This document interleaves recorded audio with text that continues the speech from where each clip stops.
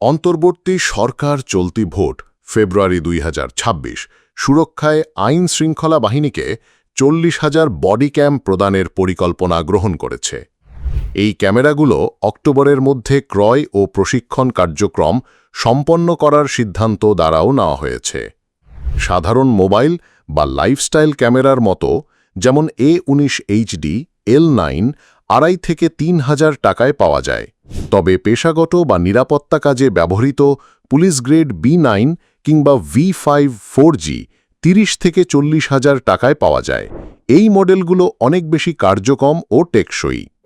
৪০,০০০ ক্যামেরার জন্য সরকারের মোট খরচ হতে পারে প্রায় ১২ কোটি টাকা, কিন্তু উচ্চ ক্ষমতার ক্যামেরা হলে এই খরচ অনেক বেড়ে যেতে পারে। এছাড়া প্রতিটি ভোট কেন্দ্রে একটি ক্যামেরা বরাদ্দের কথা বলা হয়েছে।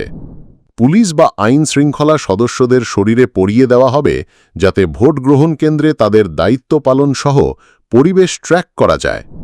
ভোট কেন্দ্রে আইন শৃঙ্খলা কার্যক্রমে স্বচ্ছতা, নির্ভরযোগ্যতা ও যাতে কোনো কণ্ঠস্বর অবৈধ বা ভুল আচরণ রেকর্ড হয় নিশ্চিত করা যায়। নির্বাচনী পরিবেশকে ন্যূনতম সহিংসতা ও সংকোচ মুক্ত রাখতে গুরুত্বপূর্ণ অবদানে সাহায্য করবে।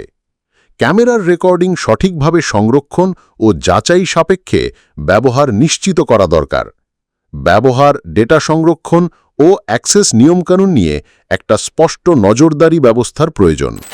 বাংলাদেশে আগে থেকেই হাইওয়ে পুলিশ চলতি দায়িত্বে বডি ক্যাম ব্যবহার করছে হ্যালো HP অ্যাপের সহযোগিতায়, স্বয়ংক্রিয় সহায়তা সহ। অন্যদিকে আন্তর্জাতিক ক্ষেত্রে যেমন ভারত, সীমান্তে BSF বডি ক্যাম ও বায়োমেট্রিক ডিভাইস প্রয়োগ শুরু করেছে স্বচ্ছতা বাড়াতে। নির্বাচনী পরিবেশে নজরদারির জন্য যেমন দ্বিতীয় দৃষ্টির প্রয়োজন, তেমনি বডি ক্যাম তা নিশ্চিত করতে পারে। তবে কর্মীদের প্রশিক্ষণ, যন্ত্রপাতির রক্ষণাবেক্ষণ, ডেটা ব্যবস্থাপনা ও সময়মতো রেকর্ড যাচাই আদৌ সঠিকভাবে করা হবে কিনা তা গুরুত্বপূর্ণ প্রশ্ন। কার্যকর ব্যবহার নিশ্চিত করতে পরামর্শ: নিরপেক্ষ তৃতীয় পক্ষ নজরদারি, স্পষ্ট তথ্য সংরক্ষণ ও ব্যবহার নীতি, সফটওয়্যার বা হার্ডওয়্যার ট্রেনিং এবং ফলাফলের স্বচ্ছতা তুলে ধরার প্রচেষ্টা।